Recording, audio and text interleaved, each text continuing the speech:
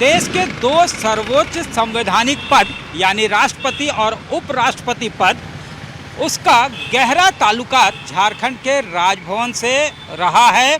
राष्ट्रपति द्रौपदी मुर्मू इस राजभवन में 5 वर्षों तक रही हैं और झारखंड के गवर्नर के तौर पे सर्व किया उन्होंने।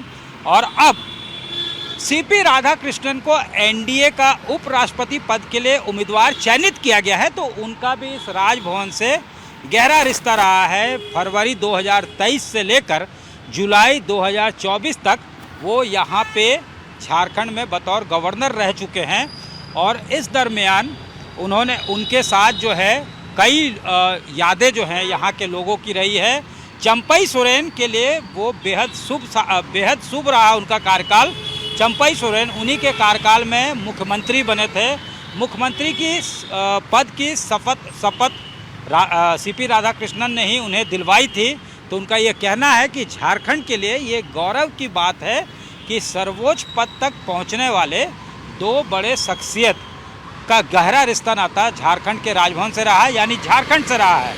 झारखंड की संस्कृति और सभ्यता जो है उससे भी सीपी राधाकृष्णन का ताल्लुकात रहा है। यहाँ पे सरहुल और कर्मा पर्व जब होता था तो कई बार उन्हें यहाँ के मूड में देखा गया, मांडर के थाप पे थिरकते हुए देखा गया, गले में ढोल और मांडर लगाकर झूमते हुए देखा गया। तो यहाँ के संस्कृति और यहाँ के कस्टम ट्रेडिशन वैल्यूज़ को भी वो समझते थे। लिहाजा यहाँ पे झारखंड में ये कहा जा रहा है कि गौरव का पल है, गौरव की बात है कि यहाँ वो रह चुके हैं। तो यही वहीं पे जो है विपक्ष अपने अपने तरीके से उनके कार्यकाल को याद करता है।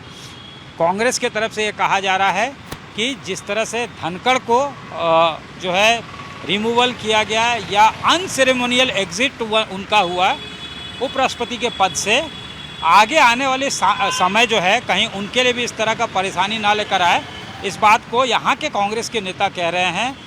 और जो उनका कार्यकाल था उस वक्त 2 सत्ता परिवर्तन हुए थे, ये तमाम बातों का जिक्र जो है उनको जो है उनके क्रिटिक्स वो कर रहे हैं। लेकिन कुल मिलाकर झारखंड के लिए ये गौरव की बात ये कहा जा रहा है, चूँकि दो संवैधानिक और वो भी 2 सर्वोच्च संवैधानिक पद, वहाँ पे पहुँचने वाले जो 2 लोग हैं उनका रिश्ता नाता झारखंड के राजभवन से और झारखंड से रहा है। एनडीए के उपराष्ट्रपति पद के उम्मीदवार होंगे सीपी राधाकृष्णन। सीपी राधाकृष्णन बतौर गवर्नर यहाँ झारखंड में सर्व कर चुके हैं और उनका कार्यकाल बहुत लोगों के लिए बेहद शुभ साबित हुआ था। इस वक्त हमारे साथ चंपई सोरेन जी हैं। जब मुख्यमंत्री बने थे इनको सीपी राधाकृष्णन ने ही शपथ दिलवाई थी। इनसे सीधे बातचीत करते हैं। सर, सीपी राधाकृष्णन जी को यहाँ गवर्नर रह चुके हैं, उनको अब एनडीए का ऑफिशियल वाइस प्रेसिडेंट का उम्मीदवार चुन लिया गया है। आपका कैसा उनके साथ जो है ताल्लुकात रहा और जो कई बार भेंट मुलाकात हुआ, क्या खास रहा उसमें? देखिए, हम सबसे पहले तो इस प्रदेश का भूमि को है झारखंड प्रदेश को हम गौरव समझते हैं। जब देश का राष्ट्रपति ये भी इधर से गुजरा और अब देश का उपराष्ट्रपति भी झारखंड होते ही दिल्ली गया।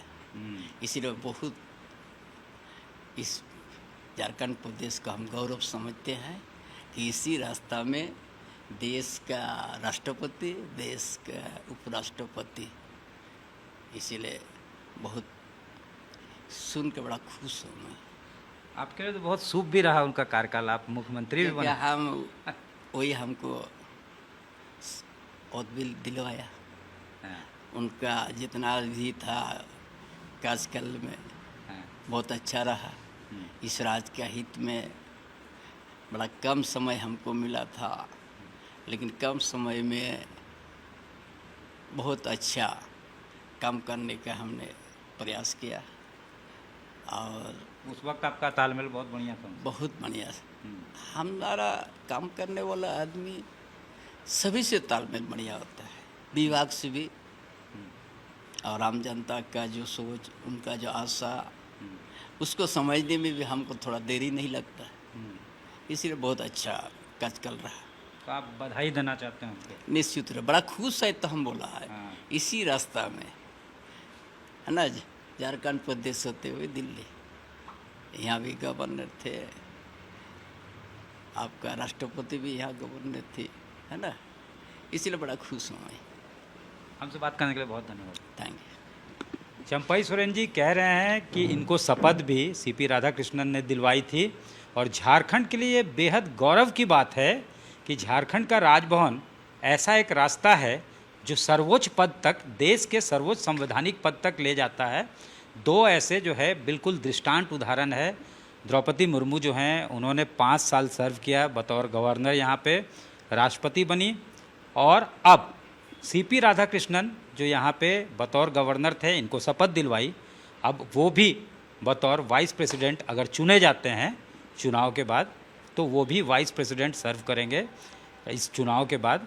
तो जाहिर तौर पे झारखंड के लिए गौरव की बात चंपई सोरेन जी का साफ तौर से कहना है, और इनके लिए उनका कार्यकाल बेहद शुभ साबित हुआ था, क्योंकि जब ये मुख्यमंत्री बने थे तो इनको शपथ उन्होंने ही एडमिनिस्टर करवाई थी, ऑफिस और सीक्रेसी की। झारखंड कांग्रेस के पूर्व प्रदेश अध्यक्ष राजेश ठाकुर हमारे साथ हैं, राज्य समन्वय समिति के भी सदस्य। इनसे सीधे बातचीत करते हैं। सीपी राधा, यहाँ झारखंड के राजभवन से ज़बरदस्त कनेक्शन है। देश के जो सर्वोच्च पद हैं, चाहे वो प्रेसिडेंट का पद हो और अब वाइस प्रेसिडेंट का पद, अगर सीपी राधाकृष्णन वाइस प्रेसिडेंट चुने जाते हैं तो गहरा रिश्ता नाता झारखंड के राजभवन से।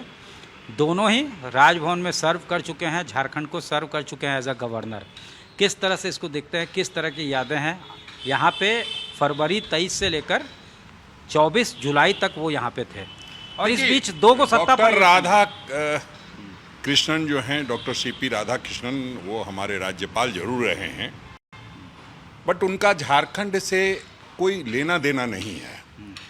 अगर आप कहें तो वो तमिलनाडु के हैं, और जो महामहिम राष्ट्रपति हैं वो उड़ीसा से हैं। अब इसको कई तरह से जोड़ करके एक हौवा खड़ा किया जाता है। अब राष्ट्रपति, उपराष्ट्रपति, उसकी जाति को बताना, उसका कहाँ कहाँ कनेक्शन है वो बताना, ये शोभा नहीं देता। राष्ट्रपति और उपराष्ट्रपति का पद जो है गरिमामयी पद है। मैं तो डॉक्टर सीपी राधाकृष्णन साहब को व्यक्तिगत तौर पे भी जानता था।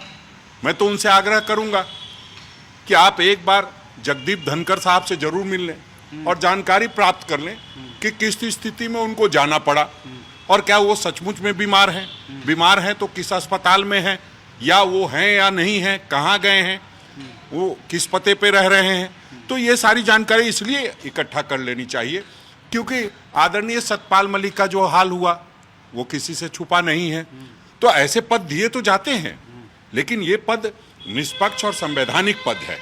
इस पर आपकी गरिमा को ठेस नहीं पहुंचे उसका भी ख्याल रखना है। लेकिन जब आप अपना स्पाइनल कॉर्ड सीधा करेंगे तो उस दिन आपके साथ आपका हश्र वही होगा जो जगदीप धनखड़ साहब का हुआ है, जो सतपाल मलिक जी का हुआ है। तो मैं तो जानता हूं उनको, और वो जिस तरह से सीधे तौर पे काम करना जानते हैं, तो हमें लगता है कि आने वाले समय में उनके लिए परेशानी बड़ा सबब होगा।